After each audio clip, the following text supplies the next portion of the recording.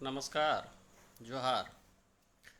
अभी भारतीय जनता पार्टी की कार्य समिति की बैठक हुई थी, जिसकी अगुवाई करने देश के गृह मंत्री अमित शाह जी पहुंचे थे और उन्होंने झारखंड सरकार पर आरोप लगाया कि झारखंड सरकार बांग्लादेशियों को बहुत प्रिविलेज दे रही है, उसको सहयोग कर रही है, घुसपैठ किए हुए लोगों को बसा रही है, उनको सुविधाएं दे रही है। अब बताइए मोदी जी, कितनी दुखद बात है कि आप अमित शाह जी के कंधे पर इतना वजन दे दिए हैं कि बेचारे सब काम करने में उलझ गए हैं। बहुत बड़ा अन्याय करते हैं आप अमित शाह जी के साथ। अब उनको गृह मंत्रालय आप दे दिए और बीएसएफ जो है, अर्धसैनिक बल देश का, खुफिया विभाग, ये सब गृह मंत्रालय के अधीन आता है। अब एक आदमी अमित शाह जी आपके अडानी अंबानी से रिश्ते निभाएं कि बेटे को देख रेख में बीसीसीआई का संरक्षण करें, कि पार्टी का पूरा नेतृत्व संभालें पीछे से पर्दे के, क्योंकि पर्दे के बाहर जिनको आप बिठाए हैं नड्डा जी को, वो तो बेचारे ठप्पा मार हैं, उनको तो कुछ करना धरना है नहीं, तो सारा निर्णय तो शाह जी को ही लेना पड़ता है। और पार्टी का निर्णय भी हो गया, बीसीसीआई का सारा आमद रफत देखना, उसके बाद अडानी जी का, अंबानी जी का, व्यापार का सब सुविधा उविधा जुटाना, ये सारा काम एक आदमी को करने आप दे दिए, ऊपर से गृह मंत्रालय दे दिए। अब बताइए, इनके गृह मंत्रालय संभालते ही उधर दिल्ली में सब बैठ गया था रोड जाम करके। याद कीजिए पिछली बार 2 महीना तक बैठे रह गया सब। लेकिन अब ये कैसे हटाते, इतना व्यस्त आदमी, बताइए, रोड साफ़ कराते दिल्ली का, इसलिए छोड़ दिए थे। और छोड़ दिया, आराम से वो लोग बैठा, फिर धीरे धीरे उठ भी गया, कहानी समाप्त हो गई, बेचारे की जान बच गई शाह जी की। आप इतना काम मोदी जी इनको मत दीजिए। अब बताइए, घुसपैठ करके बांग्लादेशी पहले पश्चिम बंगाल आते हैं, आसाम आते हैं, और उसके बाद आकर के झारखंड में जगह पाते हैं। अब बताइए कि कहाँ कहाँ ही संभालेंगे शाह जी। आसाम का बॉर्डर संभालेंगे, मणिपुर का बॉर्डर संभालेंगे, बंगाल का बॉर्डर संभालेंगे। ऐसे कहीं होता है? एक आदमी के जिम्मे इतना काम दिया जाता है? नहीं दीजिए। इनको गृह मंत्रालय के अधीन से कुछ विभाग इधर उधर कर दीजिए या खुद संभालिए।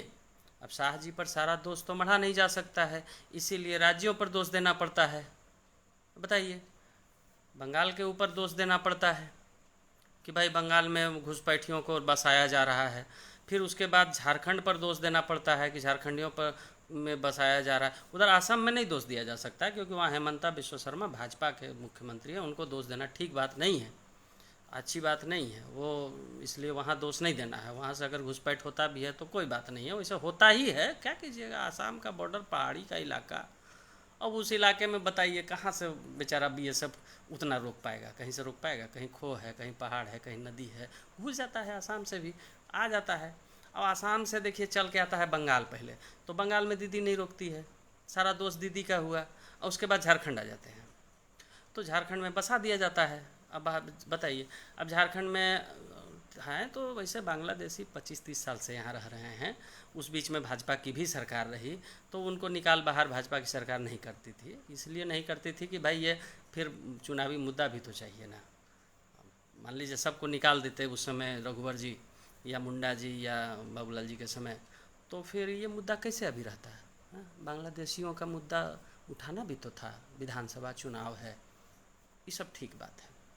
शाह जी अपना गृह मंत्रालय के बहाने बैठ करके दिल्ली में पूरी सत्ता को संभालते हैं। मोदी जी आपके बीच में और कार्यकर्ताओं के, नेताओं के बीच में फिल्टर का काम शाह जी का है। अब ये फिल्टर करके आप तक भेजते हैं, इसीलिए आप एकदम इत्मीनान भाव से काम कर पाते हैं। मान लीजिए सारे नेता, सारे एमपी, सारे मिनिस्टर आपको डायरेक्ट रिपोर्ट करने लगे, सारे कार्यकर्ता क्षेत्र से जाके आपसे मिलने लगे, तो आप क्या काम कर पाइएगा? नहीं कर पाइएगा। तो उसको शाह जी रोक देते हैं, सबसे नहीं मिलते हैं, वही मिलते हैं जिससे थोड़ा सा ठीक ठाक व्यवस्था मिल जाता है। तो ये सब चलता है, कराइए।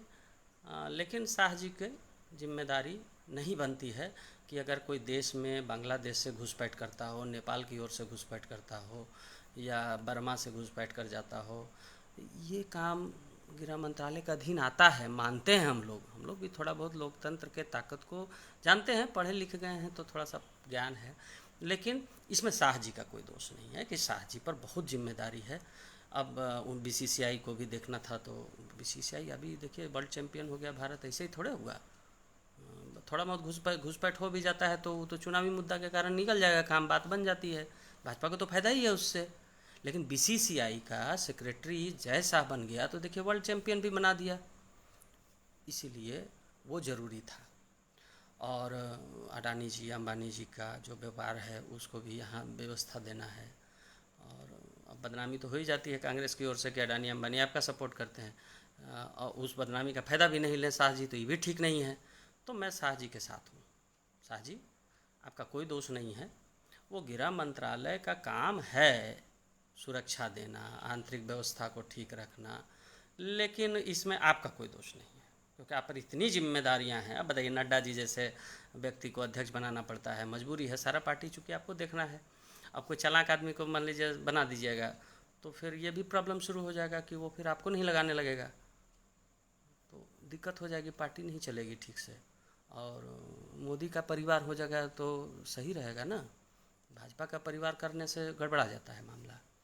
और फिर हो सकता है शाह जी प्रधानमंत्री भी बनने के रेस में पड़े हुए होंगे, तो बनता ही है। प्रधानमंत्री को कोई आदमी प्रोजेक्ट किया हो, मुख्यमंत्री काल से इतना दूर तक उठा कर लाया हो, अंबानी अडानी को उनके फेवर में लाया हो, फंडिंग करवाया हो, प्रशांत किशोर जैसे आदमी को हायर करके चुनाव जितवाया हो, तो प्रधानमंत्री के जब बनाने का बारी आया तो शाह जी ने मैनेज किया सारा चीज़, तो उनकी महत्वाकांक्षा तो होगी। खैर, बहुत बहुत धन्यवाद शाह जी, आप लगे रहिए, देश का बंटाधार होता रहे। आप बीसीसीआई संभाल रहे हैं, अच्छी बात है, हम लोग आपको शुभकामनाएं देते हैं।